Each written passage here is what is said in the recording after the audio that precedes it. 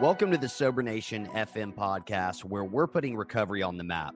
I'm your host, Jonathan Sylvester. This show is brought to you by Sobriety Engine. Do you want to take your recovery to the next level? Do you want more support, community, and fellowship? Sobriety Engine is an incredible free online community of men and women supporting each other in their recovery. You can get a ton of great tips, resources, and guidance to help you succeed in recovery and in life. Visit sobrietyengine.com to join today. Sober Nation FM is also brought to you by Recover Health. If you're ready to get fit and start living a healthier lifestyle, all while supporting your sobriety, then you can learn more about having me as your own personal fitness and nutrition coach at rcvrhealth.com.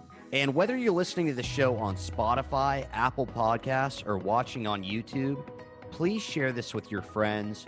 Follow, subscribe, and leave a review. Nation, let's hop right into today's episode. Today, I'll be speaking with author Sarah Ordo. Thanks for coming on the show, Sarah. Thank you for having me. Absolutely. So first of all, congrats on 5 years sober. That's awesome. Huge accomplishment. Yes, it'll be 6 years in May, which is just May what? Mind-blowing. May 25th. All right, I'm the 15th, so I'm we're right close. there with you. Yeah, we're close. I'm right there with you. That's awesome. So you have several books and really a lot of projects that I'd like to talk about. But your main book, Sober as Fuck, I think we'll talk about that. But first, I'd really like to hear about how you found recovery. So what did life look like before you got sober? Yeah, so I was your typical just like party girl from 13, 14 on. Every single weekend of my life was just whose house are we going to go to and drink?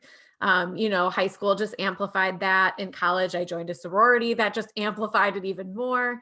But I was definitely drunk all weekend, every weekend. And the thing that made my alcoholism so dangerous was I was a horrible blackout drinker. So I would binge on these crazy amounts of alcohol, and I'm only 5 feet tall. I'm a pretty tiny girl. So like I was drinking ungodly amounts of vodka, tequila, whatever it was. And I was like a full functioning blackout though. Like some people black out and, they're like, can't walk, they're tipsy, they're going to pass out. That was my style of blackout. See, that was not me, which made it even worse, I think, because I would be completely blacked out. I would have no recollection of anything, but I would continue to drink. I would talk to people. I would go places. I would do things. And I would not even have like a glimmer of a memory of like hours. And people would be like, oh, I talked to you. You didn't even seem that drunk. And I'm like, I don't even remember seeing you. Wow. I don't even remember being at this place. Like I was so functioning in my blackouts that obviously it got me into a lot of trouble. Sure. So that was my life from 13, 14 until I got sober at 26, which getting sober in your mid 20s is not the ideal time for most people. That's usually when everyone's kind of like having their fun and getting it out of their system. But yeah, I had to have a pretty big wake up call for me to get sober. And I probably, to be completely honest, would not have changed my ways had something that big not happened. Yeah. Because I normalized it so much. The environment I was in normalized it so much that I didn't think anything was wrong. I just thought it was, a good time. I was that crazy girl with all the drunk stories, always at the bar, and, where other people would see that as being a problem. It was my normal life for so long. Yeah. I get that. And I think a lot of, common areas in our story to say the least. And yeah, I'm right there with you. It was just the normal thing. So what was that critical point for you where you were just like, okay, I'm in trouble. Like I either need to make a change, or I think what you were saying is you were kind of forced to make a change almost. Yeah. So I had a couple little close call red flag things that should have been wake up calls to, they would be to most people. They weren't to me though. I just kind of like, oh yeah, that was bad. And then I would like laugh it off as like another drunk story. Right. But I had like ripped my chin open in a parking lot on the concrete. Like a lot of things like that happened where I would wake up, I wouldn't know where I was. There was no one there, like scary situations like that. But what ultimately ended up getting me sober was I was really heavily into the whole electronic music, like EDM music scene. I worked in the clubs, like that was just my whole world.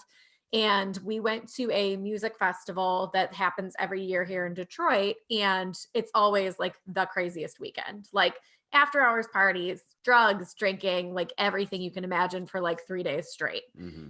And that, I mean, like that was like Christmas, like that was like the Olympics for us, you know? Yeah. So we went to the festival and I had pre-gamed, taken some pills as well. I was blacked out before I even got into the festival. And what ended up happening was I took a handful of pills from someone I didn't know when I was already completely blacked out. Ended up taking a really lethal combination of ecstasy, MDMA, ketamine, all these different things. Wow. And ultimately, the combination of the alcohol and all the pills, my body just shut down.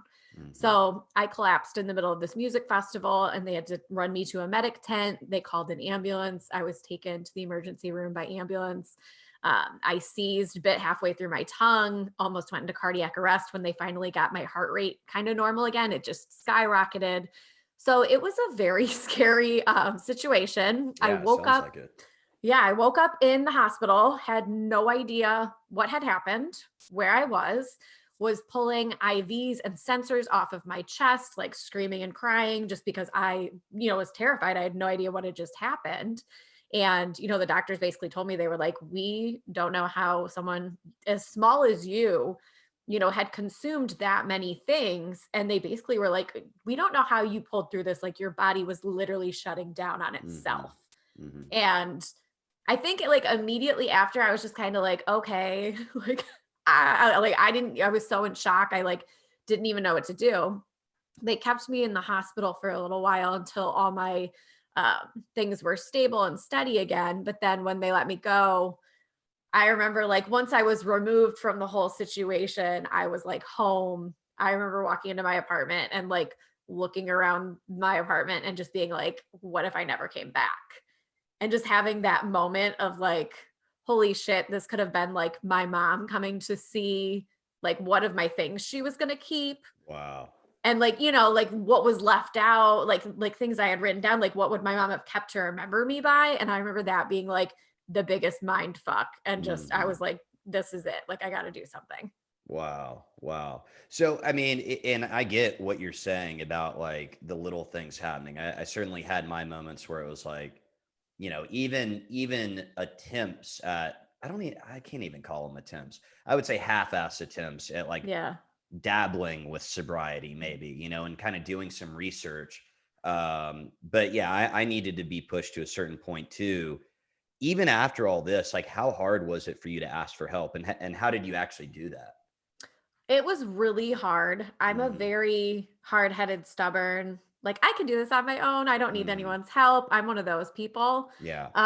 So initially I decided I was just going to keep doing everything I did and I just wasn't going to drink. Okay. Yeah. And somehow by the grace of God, I did that for a couple months.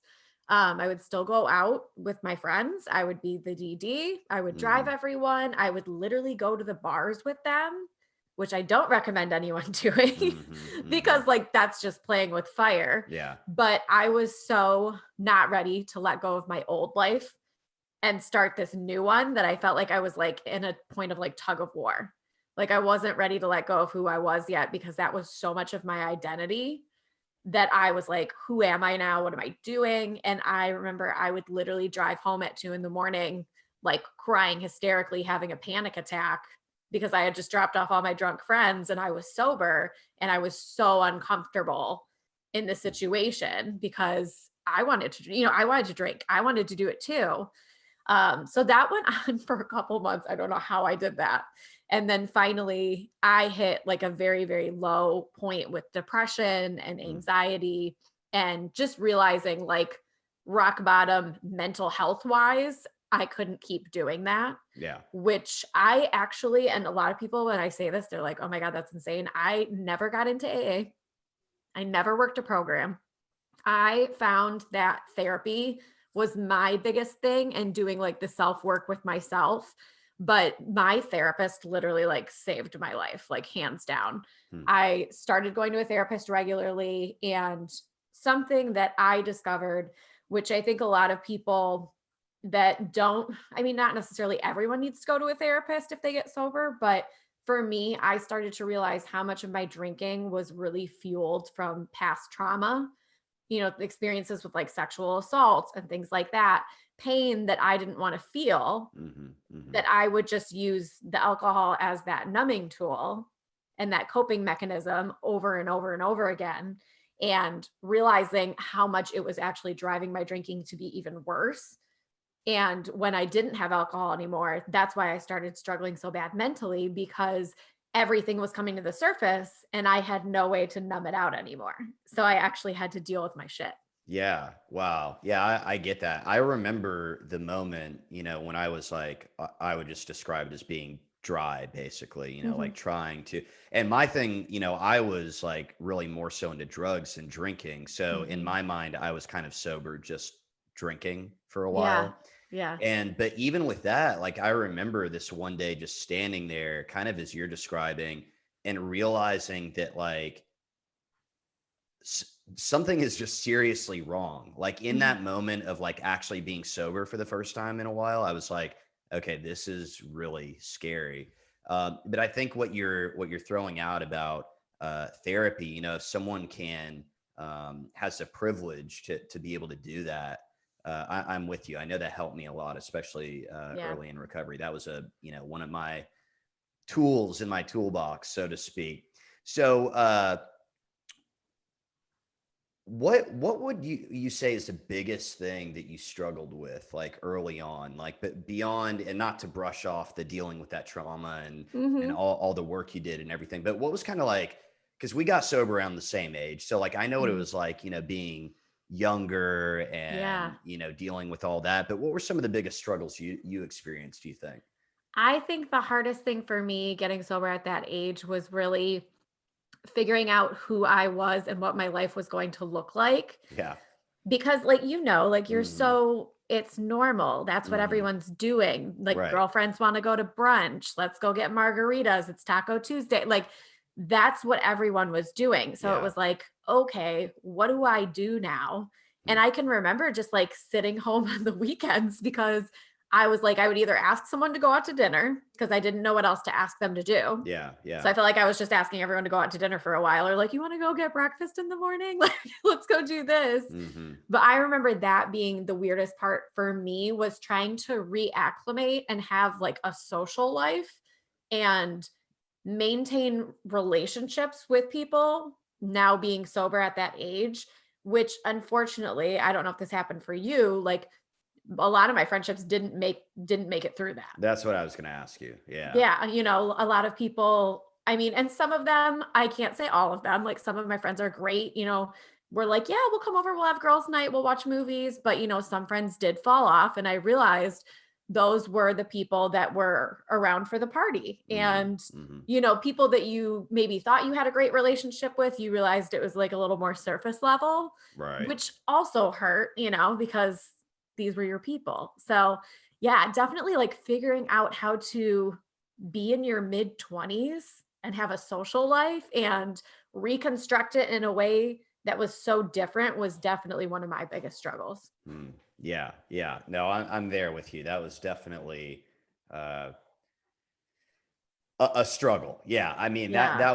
that was a tough part of all this, because it is like, for me, it was like I have no idea who the hell I am. Yeah. Like, and I really, I don't want to say I didn't have a social life. Like I did find a community, a recovery community to Hmm. connect with, and that was really helpful. But I just didn't go to any parties or anything for a while. Yeah. I just didn't do anything like that. But I had the same experience. There were those friends, kind of like fair weather friends, Hmm. that fell off, and we never really talked again. And then I had some friends that, I still talk to today, which is, and, Right. that have been super supportive, which is awesome. So you've written several books, but let's start with Sober as Fuck. Now, that was your first book, right? Yes. Okay. So Sober as Fuck, my 2-year journey of rediscovery and self-love. So how did you decide to write this book? I honestly I had never written anything before in my life. I I had like it. no idea what the hell I was I doing. like it. I got very, and I feel like so many people talk about this. I was very like open to like the more spiritual side of things once I got sober. Mm-hmm. And I started getting really like more in tune with that kind of stuff. And I would take things as like signs or intuition or like Sure. dreams. And I remember I had this dream that I found a book like on the floor by a table, and I picked it up and I like opened it and it was all pictures of me inside of it, That's crazy. like drunk, like Yeah. glassy eyed, like at the bar. And I was like, oh my God, what is this? And I flipped, and then I realized it was like my words in the book and my story. And I remember I went to therapy the next day and I was like, am I supposed to write a fucking book? Like, what do I do with this? Mm-hmm. Mm-hmm. And she was so supportive. She was like, honestly, even if you never actually did anything with it, she's like, writing, journaling, like reliving, reprocessing everything might be extremely healing and therapeutic for you to just, even if you're not going to write a book per se, just start like writing it out and Yeah. journaling on it. And so I did. And like I said, I had no idea what I was doing. Mm-hmm. And then at some point I was like, I don't know, maybe it could be a book. I had that like idea in my head. And around that time, I had a YouTube channel because I wanted to be like a beauty blogger, like everyone else my age did back in the day. And I remember I sat down with my cell phone and I filmed this video on YouTube, and it's still up. Like, it's one of my most watched videos. It has like crazy thousands amounts of views. And I recorded this video. I had no idea why. And it was called My Sober Story, Why I Stopped Drinking. And it was around the same time. And this video just started like taking off. And all these people were commenting and saying things like, oh my God, I'm just like you. Like, I had the same experience. Like, I had this happen too. And people were like emailing me. And so I had this moment of like, there's other people out there like me. Yeah. Which I feel like I didn't see a lot of, especially like younger women talking about it. For sure. So then that's when I had that whole like, maybe people actually would read this. Like, maybe these people actually would connect with something like this, because, I had no one when I looked on the internet that I could relate to. It was a lot of older white males, to be completely honest, Sure. talking about Yeah. sobriety. Mm-hmm. And so at that point I was like, well, I guess like, let's go for it. I'm a pretty like go-getter person. So I was like, I can figure it out. I can self-publish it. I Googled everything, figured it out. Gave myself like a crazy timeline to get it out on the anniversary of my 2 years of sobriety, and somehow did it. Don't Wow. ask me how. I did the whole thing in like 6 months. It was insane. It's definitely not written like a New York Times bestseller, I'll say that, but I did the damn thing. So I mean, Yeah. it's something to be proud of. For sure. Absolutely. So yeah, I put it out, and I knew like my friends and family would buy it, just being supportive. Right.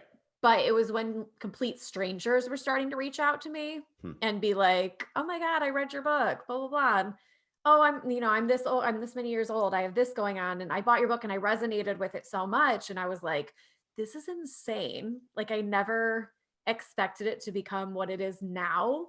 And I just kind of got addicted to the process of, putting things out for people to relate to and connecting with people over it. And so that's what's kind of led to me creating all the other books and all the other things I've done since. Yeah, that's really cool. Man, I love that this all literally started with a dream. Like I know. That's it's so crazy. cool. Yeah, and I'm more into that these days, especially after I got sober, like, seeing signs or dreams and stuff like that. So I think that's really cool that you ran with that. So initially this was your therapist had kind of said like, hey, this would be a good way for you to work through this. So I think it sounds like initially you kind of wrote the book for yourself, but as you got going and you were kind of like in the middle of this, what was the goal for this book in your mind? Like, you knew other people were going to read it. Like, what was kind of the goal that you were aiming for by sharing your story? I wanted to give people what I couldn't find, basically.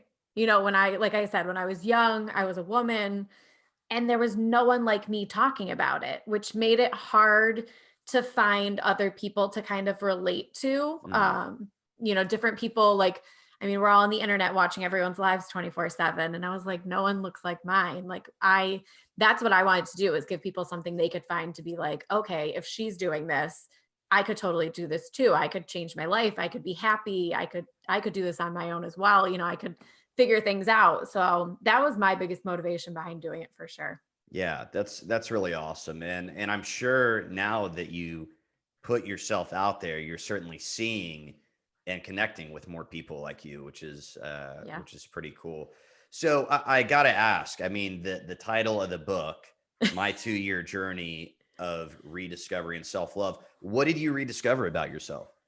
I honestly feel like I rediscovered who I was without alcohol because it was so much of my identity. Yeah. But I realized, like, the whole self love part of it, I Mm, was so uncomfortable and insecure in myself mhm, that I was using alcohol to like be me, to mhm. be that like outgoing, fun, look at how fun her life is person. Yeah. And so I had to like find her without it and be like, no, I could still do this without it. So, I mean, it did take me, loving myself again and figuring out who I was and really like digging deep through that. But I mean, it was hard. It was rough. It sucked at times. Um, and dating got thrown in there, which was a shit show in the first 2 years. But, I really think I came out of after those first 2 years just a lot more comfortable with myself and secure and, good on my own as well. That's awesome. So I was looking on Amazon, and you also published a sober as fuck workbook, right? That Yes. kind of goes along with the book, I'm guessing. So can you tell us Mhm. about that? Yeah, so I wanted to create kind of like a tool, like you were saying, like your sobriety tool belt. Just because so many people were reading it, and then it was like I had nothing else to give them beyond that. Hmm. So it's a 28-day workbook I made where basically for 28 days, every day you focus on a different topic. There's a little bit of reading. There's prompted journal questions to kind of like dive deep and explore things in your own head and write about them. There's mantras and quotes. But I just find that accountability is like, I mean, for people that go to meetings, that accountability and that like regular check in can be so crucial for so many people. So I wanted to give someone a tool that they could use to really do that. Yeah, yeah, that's really cool. I like that. Mhm. So I know that you were saying you wanted to connect with other people, and you weren't really seeing anyone like you, but why do you feel like it's important to be open about your sobriety? Some people are, and I think it's a personal thing, right? And not like Yeah, I meet someone and I'm like, oh, hey, I'm sober, even though right. I'm out there doing a podcast and, pretty open about things. But Right. in your mind, like, why is that? Why did you choose to do that? Why is that important? And it's so funny because like how I said, I never did AA. I never went the traditional route. Hmm. And sometimes I actually question and think to myself if it would have been easier for me early on had I done that. Mm-hmm. Just because the main way I've made connections has been through the internet with Okay. other Yeah. women. Hmm. So I even have a group on Facebook called Slaying Sobriety that we have over 10,000 women in. And everyone's at different points in their sobriety. But like when I see the community aspect and people like rallying for each other and cheering for each other, like cheering each other on and stuff, it's when you're in such a fragile state of like transformation and changing so much, I find that community is something that can be stable and it can be that backbone when you're having a rough time. Like you have something there still. So that's why I think for me, it was so important, especially to connect with other women that were doing this because I mean, I've just watched it happen even in that group. Like people come in and they're like, it's my day one. I don't know what I'm doing, blah, blah, blah, blah. And it's just like hundreds of comments of people being like, you got this, we're here with you. Like, and I just think it's the coolest thing ever. But I saw how the community support aspect, even just through the internet, helped me so much in the earlier years of my sobriety as well. Yeah. Yeah. Super helpful. So that's part of what I wanted to ask you next is maybe with some of these women, coming into this Facebook group or just people that you're, communicating with online. Um, what do you feel like are some of the biggest barriers to some of these women that are new to sobriety? What are they facing? What do you see them kind of running into early on? Mhm. Again, it's so normalized in society. I think that's a huge part. It's like, Hmm. how do I go to brunch on the weekends with my girls still and not drink? So that's something I feel like I've seen a ton of is people just not knowing how, and I don't want to say easy, but like when you really break it down, it's like you really can do it. And people thinking it's going to be a lot more difficult to like make those small changes. Sure. And something I tell a lot of people when they ask me if they're like early on and they're like, oh, it's going to be so hard. Like, how am I going to do this? Like my so-and-so is getting married. Like I'd have to go to her wedding. And I always tell people like, I was always very pleasantly surprised at how people weren't weird about it with me, more so than I ever like convinced myself in they had or in my head that they would be. Like, if I went to brunch and had coffee and not a mimosa, in my mind, and a lot of people do this, like, oh God, everyone's going to ask why I'm not having a mimosa. Like, what's wrong? Why are you not drinking? Where honestly, like sometimes I told people, I was like, you make it into a bigger thing. Like no one ever questioned me. It wasn't as weird as I made it out to be to myself. And I'm always like, some people are assholes. You'll have that person that's going to give you shit about it. Like for sure. I've definitely had people that are like, oh, why are you sober? Like, like making jokes about it. But at the same time, like I've been pleasantly surprised at how many people don't do that. And are a little more accepting about it. Yeah, I agree. Yeah. And I think I definitely overthought a lot of that too. And it's funny. I was just remembering as you were saying that, like, for the most part, that hasn't happened at all. But one time my wife and I were in Italy and like, they're drinking at breakfast basically. And, even not like a brunch or whatever. And the waiter asked me like what I wanted to drink. And I think I just said water or something. He was like, oh, you don't want wine or anything? And he literally just stopped. Like his jaw was just like dropped. I was like, all right, dude, like, come on, let's move on here. But anyway, so you also host a podcast. I do. Her Best Fucking Life podcast. Love Clearly, I like the profanity. Yeah. You gotta have it in there. You gotta have it in there. Can never have enough F-bombs, No, yeah. So tell me about the podcast a little bit. Yeah. So, I mean, the podcast kind of just became an extension of everything else I was doing. Yeah. I definitely talk about sobriety on it. It's not a 100% sobriety focused podcast. Sure. As I, started connecting with all these women and doing all these things, I got really, really into the personal development community and the female empowerment community. So that's kind of where the podcast came from. Was I wanted a more, regular way that I could talk to people that didn't take me writing a book for a year, where I could, put across content. It's free. Anyone can access it. And I definitely started drawing in more of the like female empowerment and talking about mental health issues and bringing on guests. So, I mean, as you know, it's fun I love doing podcasts. I just think it's such a fun way to connect with people nowadays. And it's so quick and easy compared to like, something like writing a book. Writing a whole book. Right. Yeah. Yeah. That's really cool. Yeah. I love that. Yeah. And I love having these conversations. Like it is fun. And you hear so many different stories and through this, like being, a sobriety podcast, like I think I've learned a lot about my own sobriety in all this. And, I take little bits and pieces from everyone I interview. So that's really cool. So you're an author, you're a YouTuber, you're a podcast host, you host events, you're a coach, you're a makeup artist, you own a beauty bar. I mean, you're a busy lady. A little bit. Yeah. Where do you feel like I'm always, kind of interested to hear from people that are in recovery, that are entrepreneurs and business owners, like, where do you feel like recovery fits into all that? Like in terms of, I don't know, managing life or just like getting things started or being motivated or just any of it. Yeah, this is something I've actually talked about a lot, because when I was early on in my sobriety, I think I leaned very heavily on, well, at least I'm still being successful. And even when I was drinking, because I actually started my beauty business before I got sober. Okay. So like I would get blacked out, pass out on the couch, but then get up and go do bridal makeup in the morning.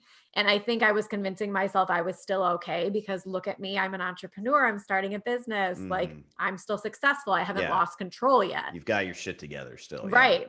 So once I got sober, I think And I'll be completely honest, in an unhealthy way, sometimes I would throw myself into my work to Mm-hmm. distract myself from everything else and to keep going with, but look how good I'm doing the whole time. So, because a lot of people are like, how the hell did you do it, like in such a short, like how the fuck did you accomplish all this stuff Yeah, in a I short amount mean, of I time? like honestly, how many books do you have on Amazon? Is it like There's 10? 10. Okay, yeah, There's that's 10. what I thought. I was like, wow, I'm just still scrolling here. Yeah, just keep going. And I honestly, like you would find me at 9 p.m. on a Friday night writing it on my computer because it was a way for me to kind of like distract myself from everything else.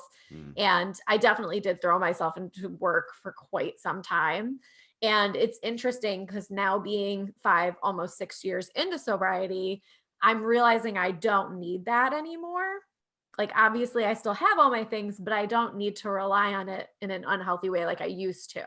yeah. So it's been really interesting to navigate that and be like, oh, you don't need to work 24/7 to be okay and have it together, and having to navigate, getting married, like we're starting a family, how that's going to look now, where I've been so used to just like focusing on work so much and having to Mhm. kind of like change things. Yeah, that's really cool. Do you think, I mean, I don't want to put words in your mouth, but it sounds like maybe your definition of like success has changed a little bit too. Yes, 100%.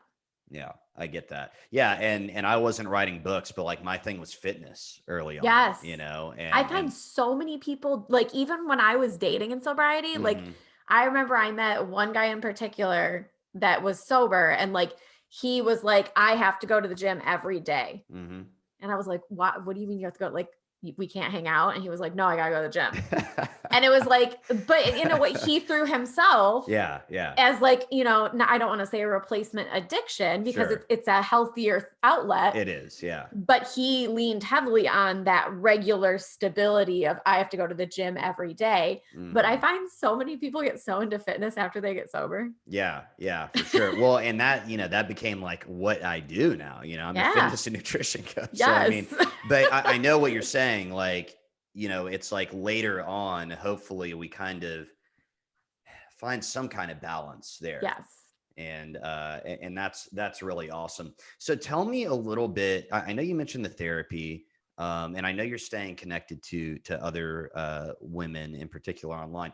Tell me a little bit about what your recovery just overall looks like today, if you would. Yeah, I feel definitely way more comfortable in it now, but there are like I always want people to like there are still things that come up like and you can relate like you're never done.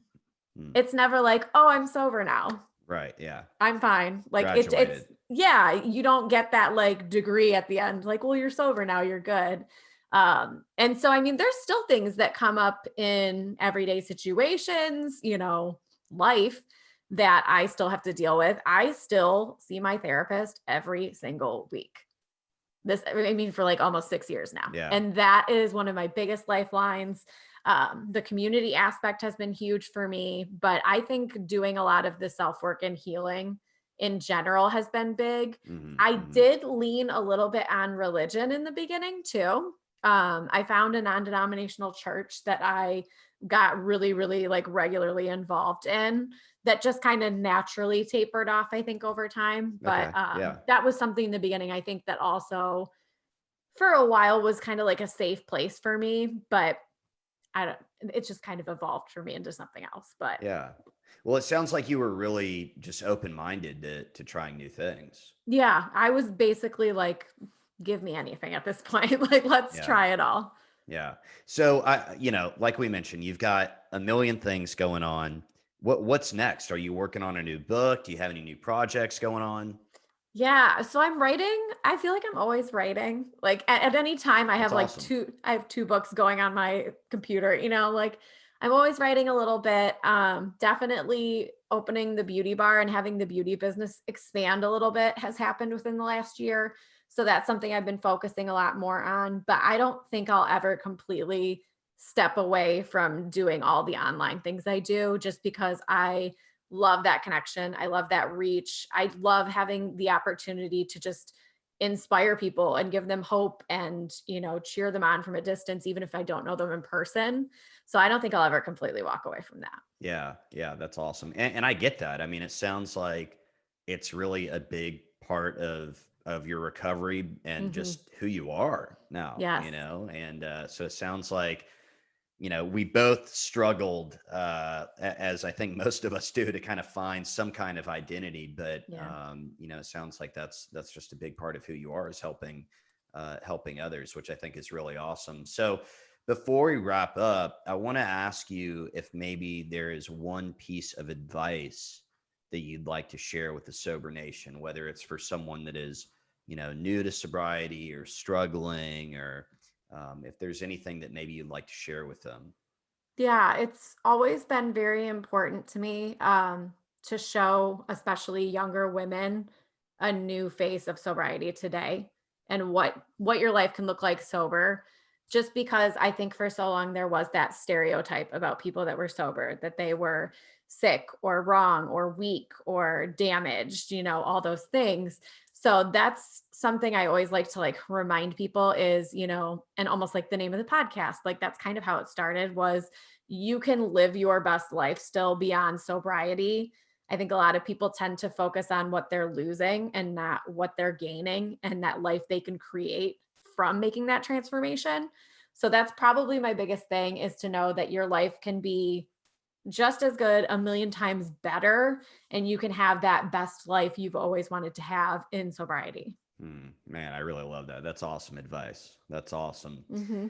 So you can find all of Sarah's books, including Sober as Fuck, on Amazon. And you can also catch her on the Her Best Fucking Life podcast. Thanks again for coming on the show, Sarah. Yes, thank you so much for having me.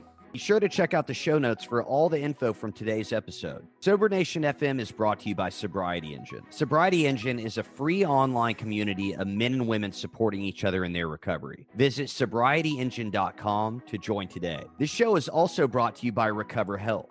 If you're ready to get fit and start living a healthier lifestyle while supporting your sobriety, you can learn more about having me as your own personal fitness and nutrition coach at rcvrhealth.com.